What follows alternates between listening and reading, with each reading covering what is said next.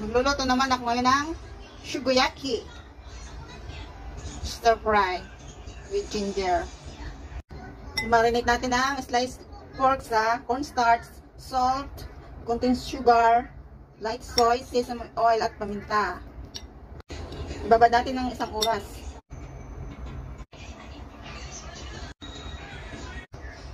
Gawa tayo ng sauce.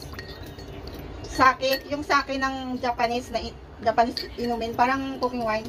Lagyan ng asukal, 2 teaspoon at saka yung linagyad na luya.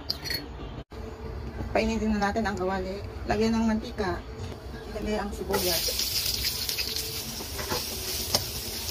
Ilagay na ang pork. Mix together. Ito. Haluin. Yan, luto na siya. So, natin tapos yung mantika.